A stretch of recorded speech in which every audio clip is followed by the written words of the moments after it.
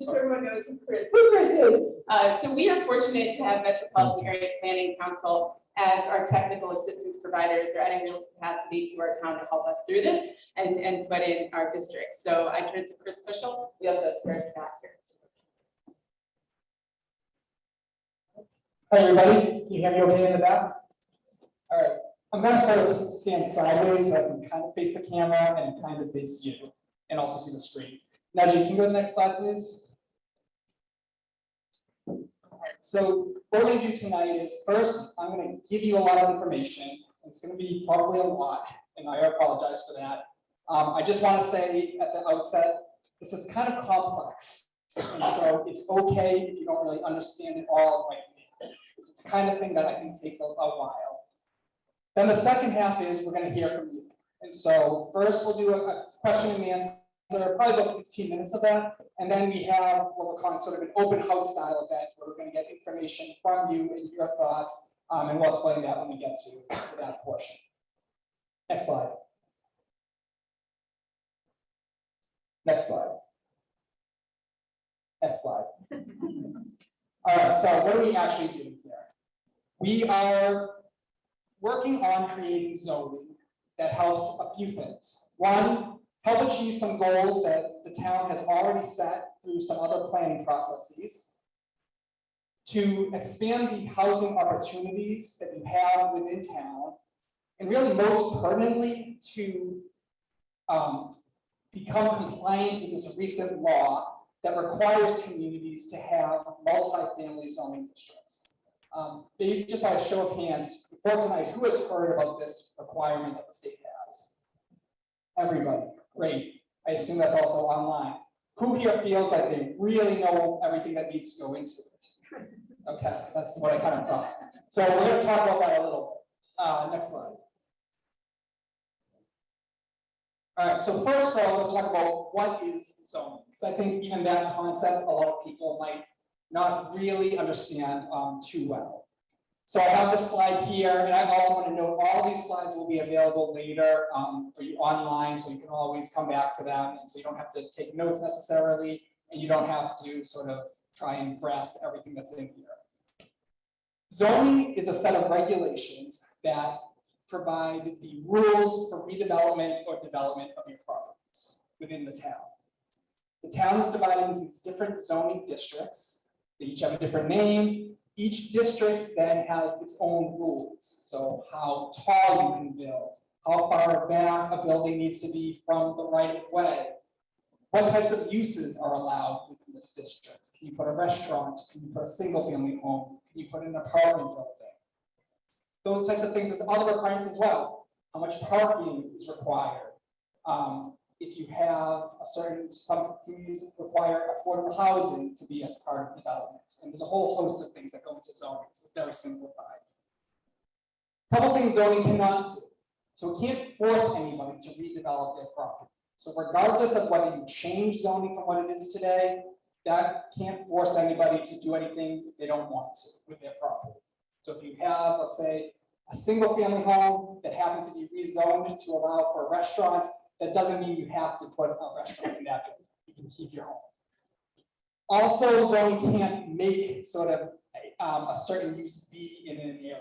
So we often hear, oh, along the street, we'd love to have restaurants. I keep saying restaurants, but that's just what's in my head because I'm hungry.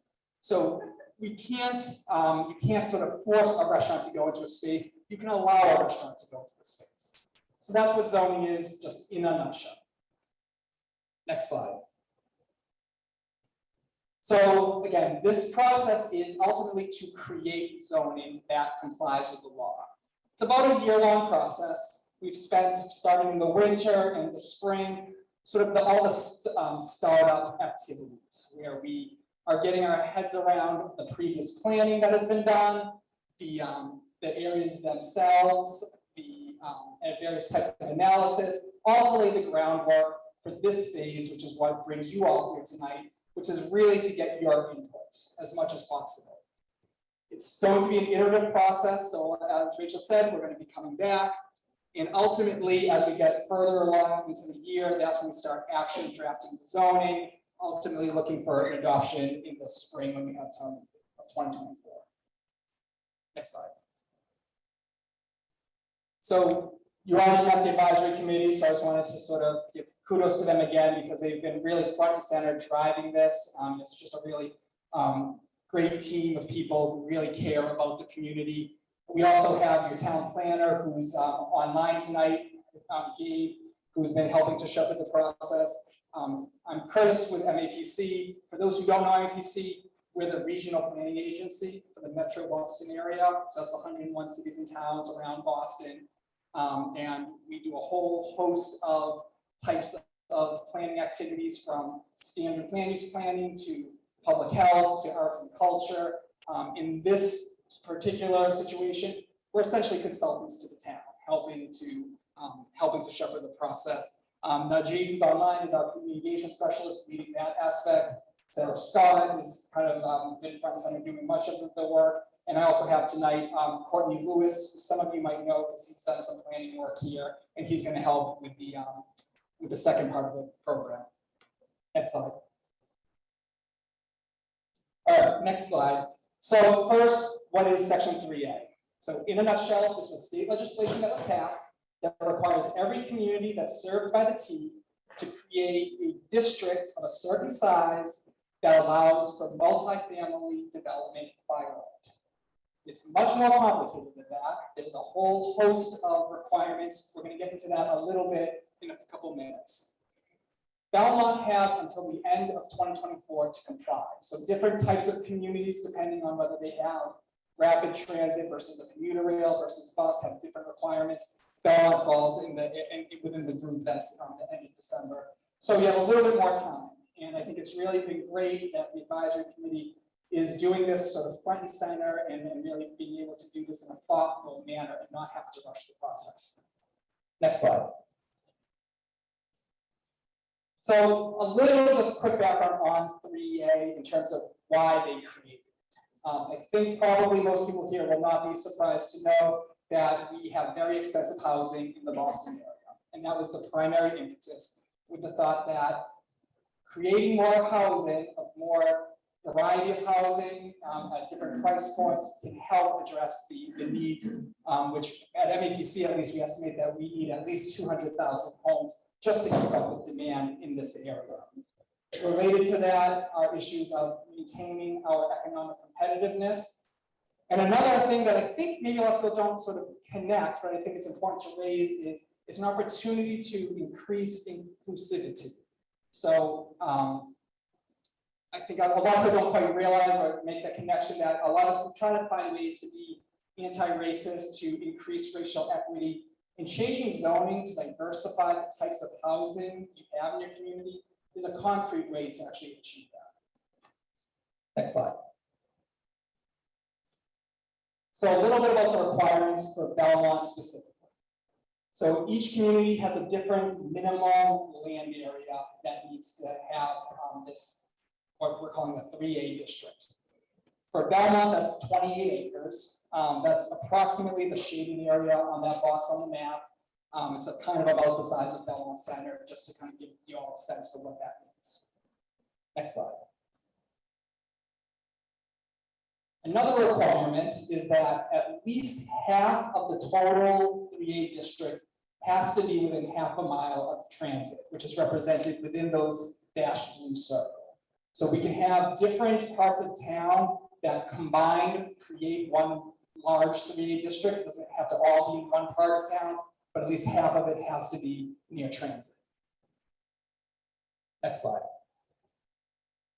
All right, this is where it gets complicated, if it already isn't. So I don't think you have to understand all of this tonight. I just want to try and hit on a couple of the main points. So we have this minimum land area of 28 acres, which I just noted. You also have to have a minimum density. So density is represented in this case by units per acre. I'll talk a little bit about what that sort of means in a couple minutes. And then you have this unit capacity.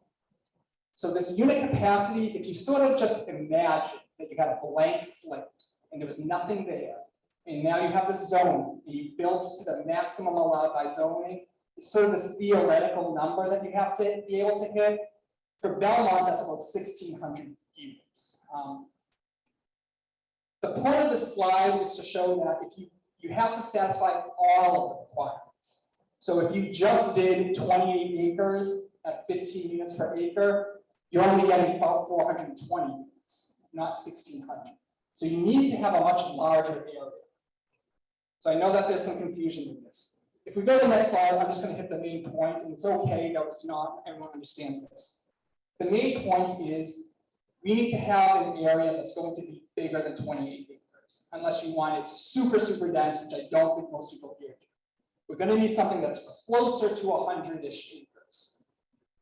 What's nice about 3A is that it allows for nuance. So the different parts of the district can have different characteristics so that we can keep it in fitting with the character, the physical character of the neighborhoods that you already know and love within Belmont today.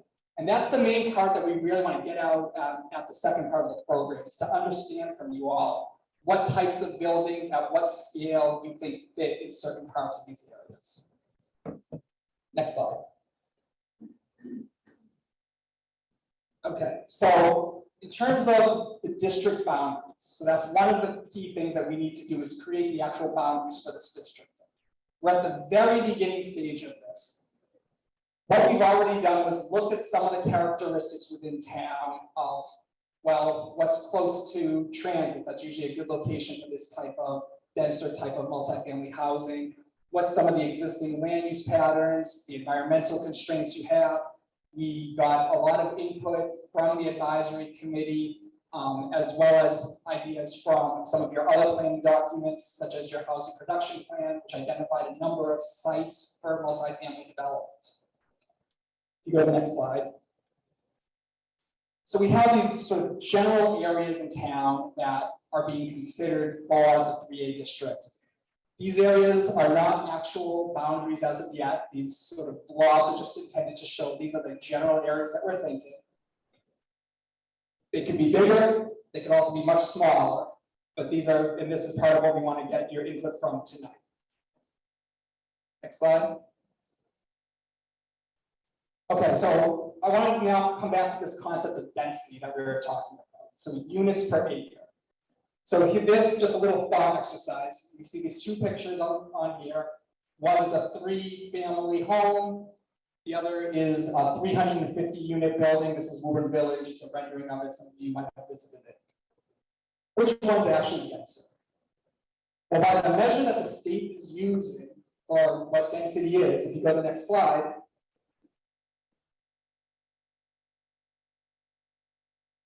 the small building is actually denser than this huge building. And so I'm using this as sort of an extreme example to show that the mass and the scale of the building isn't necessarily pertinent to how dense something is. We can get very high density because there are other levers. One of the levers is how small the lot is. So in the case of the Woburn Village on the previous slide, that is a multifamily building on a huge 23-acre lot, so it drives down what the actual density of that lot is.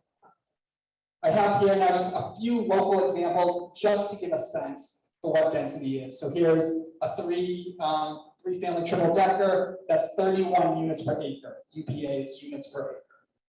Next slide. Acorn Park Drive, that's about 300 units. That's a lower density, that's 23 units per acre. Again, now you can understand why. It's on a much bigger property. Next slide. This is 229 Belmont Street. It's 8 units, so it's a more medium-sized home. It's an extremely high unit per acre. That's almost 70 units per acre.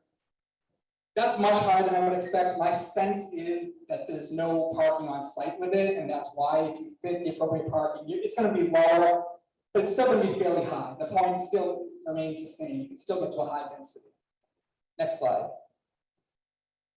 All right, here's another 3-family, 31 units per acre. Go ahead, Najee. This is, and I also want to mention, don't think so much about whether you like the style of the building or the character. I think a lot of us probably don't find this super attractive, but it gives you a sense that you have a 22-unit, 2.5-story building, and you're still getting to 17 units per acre, so you're still above the minimum. So you can have open space and parking and still achieve a fairly high density. Next slide. And then this is the final example, which is a newer building, which I think I would guess a lot of people might like. I personally like it's a mixed-use building. There's 22 units between the two buildings, and that comes to about 50 units per acre. Next slide. All right, so what are the takeaways here? First, density by itself is not a good indication of the character of development. And that's really one of the points I want to drive home, because what I want when we get feedback from you is, first, just tell us what are the kinds of buildings and scale that you like in a certain location. And we have other levers to see if we can hit the correct density. It might just mean we have to make the district a little bit bigger, for example. But we'll come back and give some options for that. So there's flexibility. What we have here is sort of thumbnail diagrams. That's what's going to be part of the exercise. They're intended to represent different building types. So at the one end of the scale, they're the triple deckers. Then we have smaller homes that might be 3-4 unit buildings, townhomes, which are increasingly, I think, popular type of development that people tend to like. We call that sort of missing middle housing. So it's between the extreme of like a single family home and like a high rise. And then we have multifamily of different scales. So a 3-story, a 4-story, maybe some of you here think of locations where you would like to see 5 stories. Also mixed use buildings. I will say there are some complications with the law about mixed use development, but if you like mixed use in some areas, we want to know that, and then we can figure out how to deal with that. And then finally, if there are buildings, this last image here, that are like, let's say, some sort of existing building that you think could be converted into housing, then that's an opportunity to provide that information as well. Once we get all this information, we at MAPC will try to synthesize everything we've heard from all the people here in the audience, all the people at home tonight, and then we'll come back and say, this is what we've found, and then we will, like I said, have this be an iterative process where we'll continue to refine the ideas before we get to actually writing the zoning itself. There's our website here, mapc.ma/Belmont zoning. That's our website, so you can feel free to go to that website, join the mailing list, stay up to date. Also find all this information that we have, including tonight's presentation we'll put there. Feel free to email me or any of us that you can see there. Next slide. All right, that's the presentation. What did I do? Not too bad, okay. I want to keep it under 30, and I think I did. So first what we're going to do is spend around 15 minutes or so for questions and comments and answers here. I'm going to hand it over to Najee now just to sort of talk a little bit about that, and he'll help facilitate it. And we'll alternate between people in person and people who are at home. Go ahead, Najee. All right, appreciate it. Thank you everyone for joining us. Again, my name is Najee Nunnally, his community engagement specialist here at MAPC, Metropolitan Area Planning Council. And so anytime we have any type of public engagement, whether it be a public forum, focus groups, we always like to have some group discussion agreements in place. And so we'll refer back to these if it doesn't sound or feel like, that we're abiding by these. So by participating, I agree to use I statements, try to speak on behalf of yourself and not others. Take space and make space. So this is a space for you all, but be mindful that there are other folks in the space as well that are looking to contribute. Use accessible language. So try to stay clear from using acronyms. If you do, just take the time to explain what it means. Accept and expect a lack of closure. Listen for understanding. Be an active participant. Again, this is a space and time for you all to contribute and get your voices and visions reflected in this project. And also expand your comfort zone. So again, we'll come back here if we need to. And so I will move us along.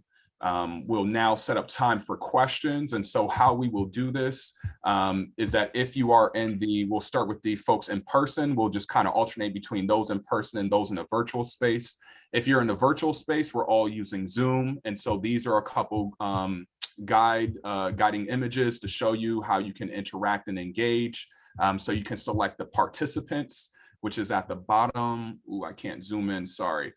This right here, there's participants at the bottom. You can select there, you can hover to your name and you'll see a hand next to your name. You can select that. That'll enable you to raise your hands.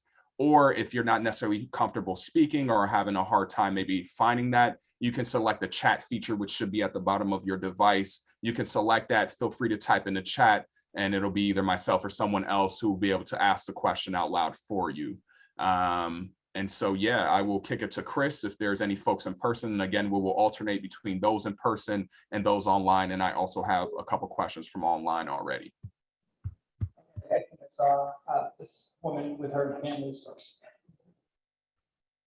Hi, Kimberly, could you clarify for us if the acreage is all contiguous or whether or not you can break that up into different areas throughout the county? If there's a minimum area or size of the multiple.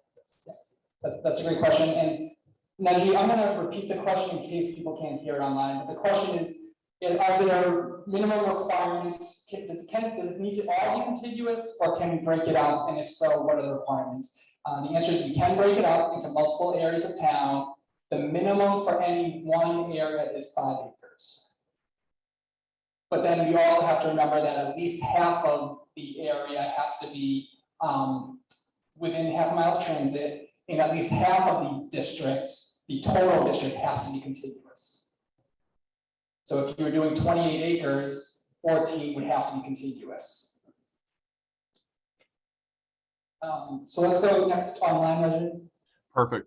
So I think we can just combine 2 questions into one. So where will the slides be available after the discussion is one. And then secondly, I think you just kind of hit on it, was does it have to be near transit or near the commuter rail? The slide was a little ambiguous. Half of the total district must be within a half a mile of transit. The slides will be on the website that we have that I listed earlier. Probably maybe also on the town website as well, I assume. So you'll be able to find it that way. And if you can't find it, you can contact the town and they can help direct you. Okay, in the office, sorry, on the office.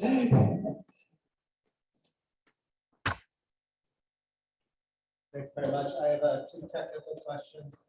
The first is, let's say Belmont spends a couple of years and does a great job and have this great district near Waverly, and the UT decides to stop the Waverly stop like we talked about, or the bus line.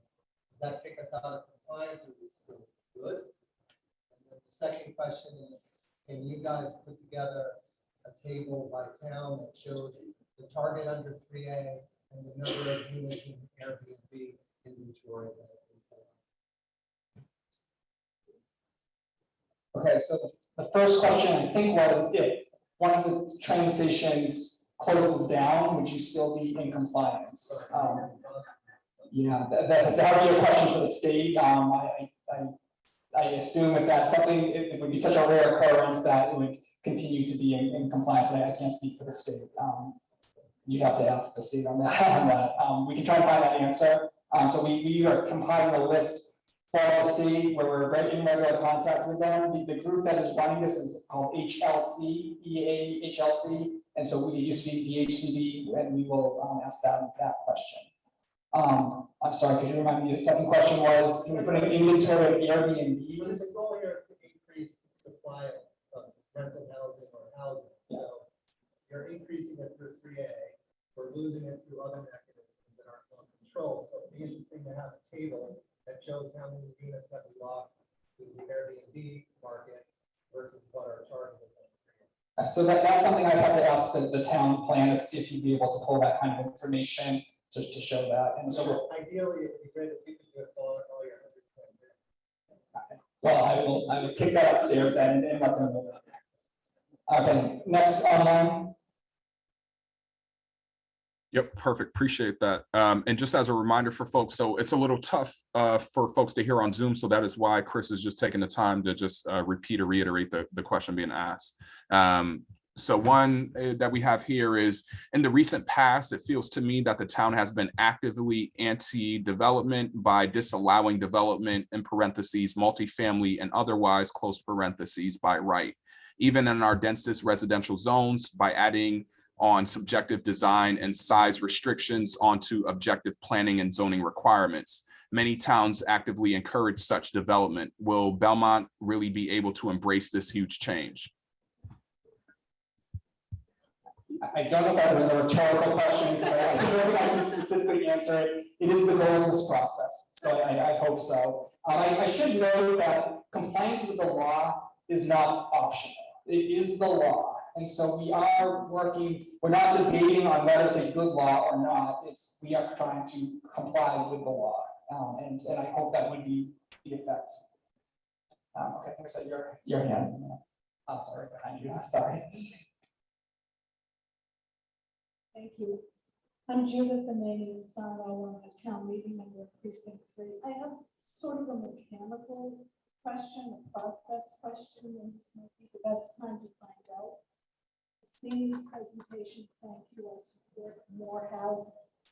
The question is, this isn't in my mind exactly a law that the state is proposing. It's an opportunity for the law to be adopted. Is that right? Sometimes the law is mandated, and this is, don't we vote on whether we accept this? You're shaking your head. It is a state law to comply. The town has to vote on the zoning. Okay, so how does the voting take place? What's the mechanism? Is it town meeting? Correct. So what percentage of town meeting is required? It is town meeting, and this, I believe, would be a simple majority vote. Correct, yeah. Simple majority, as long as other things are not added in. Right, yes. So as long as we don't have some other sort of strings or something, as long as we're complying with the law and developing the zoning to comply with the law, and that's what the vote is on, it will be a simple majority vote. Penalty for the town? So thanks for that question. The question was, are there penalties for non-compliance with the law? And the answer is yes. There are a number of penalties. There are a number of different grants that are that would not be available.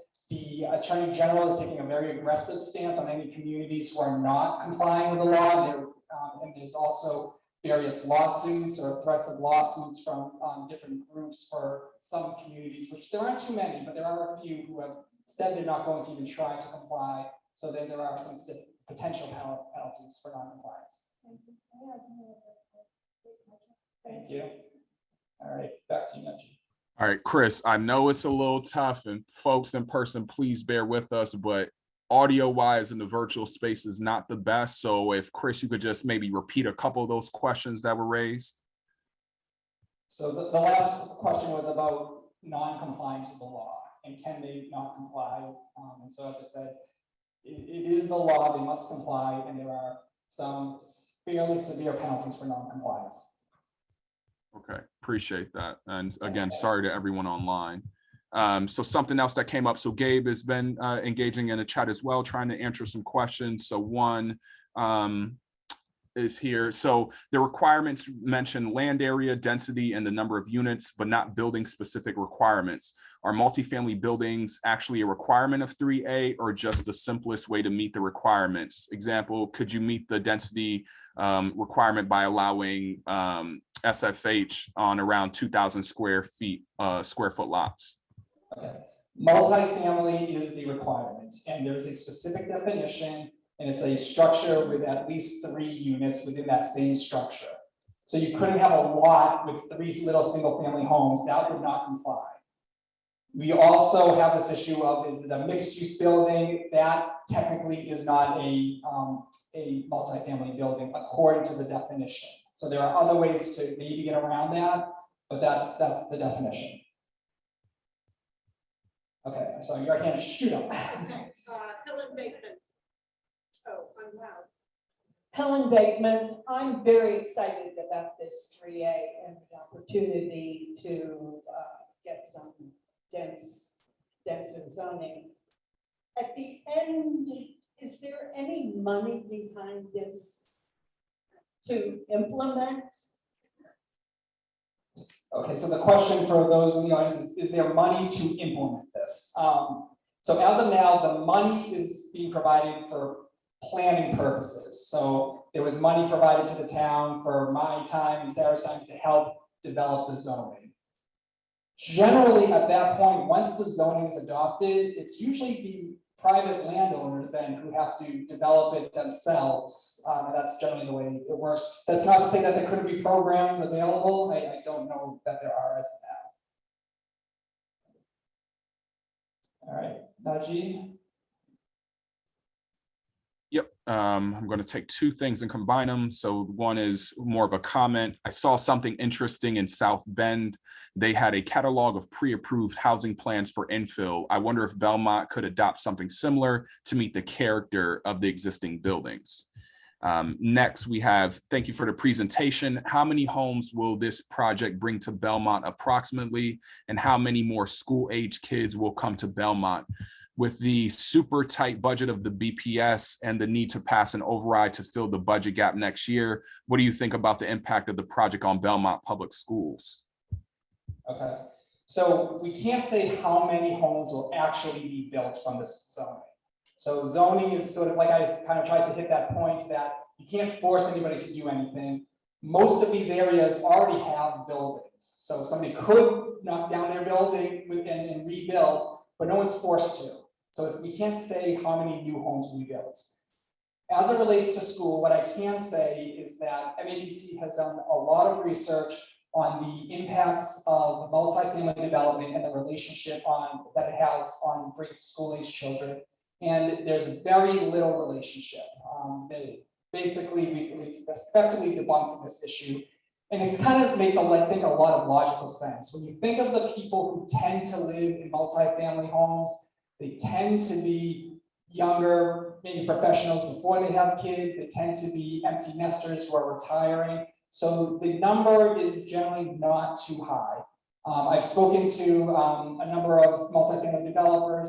They tell me that the exception to that tends to be in a place like, I'm just gonna say like a Lexington that, is kind of a really standout type of place that people will come and that might have more families. That being said, the intent of this is to. Okay, I hear the comment that somebody's lying. I don't know. Okay. Okay. Well, I'm not going to debate that here. I'm just telling you the information that we have on that. There was a question in the back. I have a question about the criteria of half a mile from T-stops.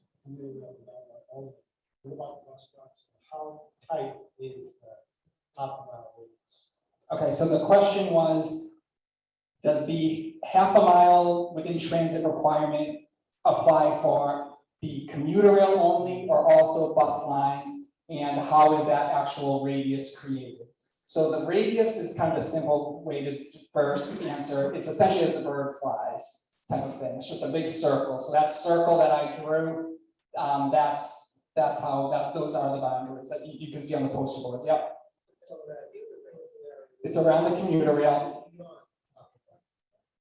Okay. And in terms of the bus lines, it has to do with being the classification of the town. So because of Belmont's classification, it has to be a half a mile within the commuter rail stations. So you have two. So you have two options though.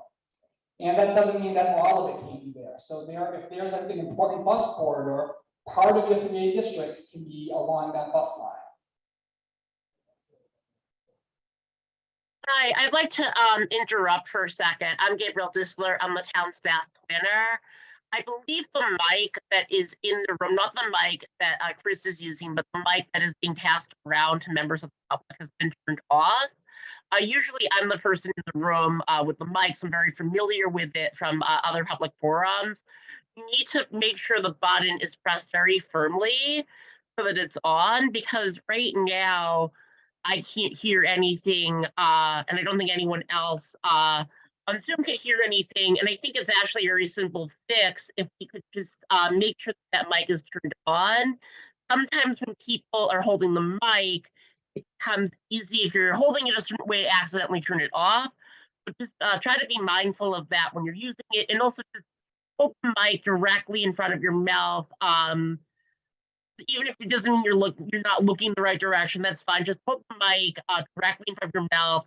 Once you do that, we should probably be okay. But just make sure it's turned on before we proceed in the room. Thank you.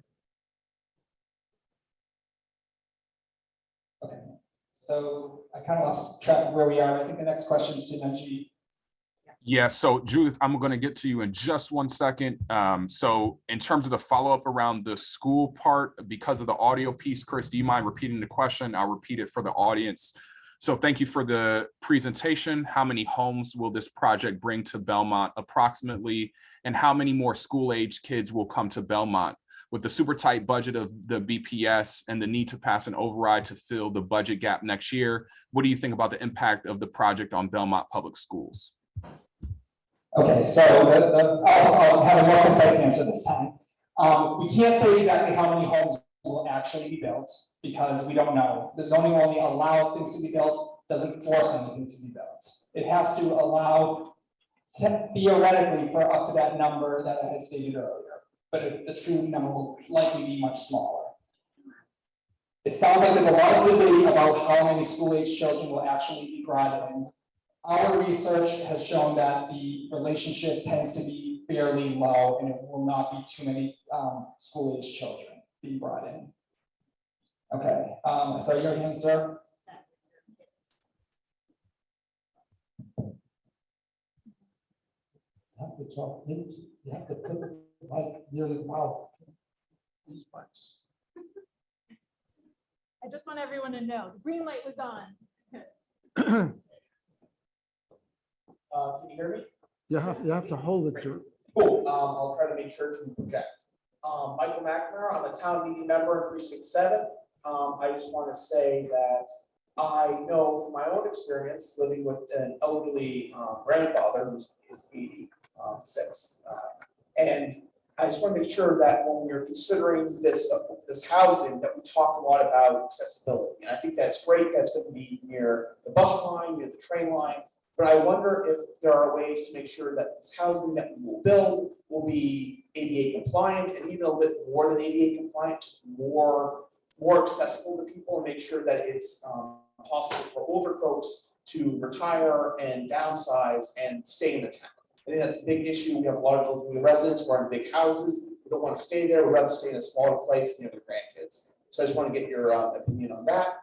And also I want to make sure that we just say that we support this measure. I think it's very important that we build more housing. We want to make sure that people can stay in the town. And I think one of the biggest problems we have is not enough housing for the residents in town, let alone people who want to leave the town, which a lot of people do because their schools are great. Thank you. So the question, for those who maybe couldn't hear, was essentially related to accessibility, especially for the elderly folks, and all the measures that can be included to ensure what's often called universal design. And the answer is yes, that's a great comment, and we can think about what's appropriate and where, and the next time we come back, kind of give some of those concepts. Thank you for that. Maybe we have time for maybe one more question. Perfect. I will. Perfect. I'll pass it to Judith. Judith Finley, town meeting member, precinct 6. This is something you wanted an I question. It's certainly from me, but I've also had calls and emails from constituents, and I'm reflecting some of their views as well. I live near Oakley Road. That's near on the Belmont Street Trapello Road corridor. We on Oakley Road have certainly had experience with multiple family dwellings when the Our Lady of Mercy Church was sold. So we know what's coming. We all kind of know that from Waverly Square down to Grove Street, there will be multiple family and commercial development. But there is a concern that this not go in more than a block. In other words, there was apparently a proposal to take this down Common all the way to Golden Street. There is enormous opposition to that. There are people worried about the value of their homes, and most of us only have our homes. So while I think people in this part of town would be not happy, but willing to put up with development from on the Trapello Road, Belmont Street corridor going 1 block in, they're not going to be happy with anything wider. Thank you. Thank you for the comment. All right, last question I'll hand to you. Hi there, I'm Barbara Caputo, I'm a town meeting member, precinct 8. My question is, you talked a little about the different levers that we could kind of play with to affect our, how many units you can get per acre. In this process, do we have any control over parking? Because that feels like that's a big piece of how many units you can fit. Thank you. So the question was, is parking considered part of one of the levers that the town has at their disposal? And the answer is yes. So you can set the parking at whatever you want, but it all goes back into basically what we need to do. We are going to create this zoning district, and then we have to put it into this very complex model and test the what the numbers come out to be. And the more parking you have, that levers that sort of space that you can build, and so it makes it harder to achieve your requirements. So my recommendation is you want to have sufficient but not excessive parking in these areas. Sorry,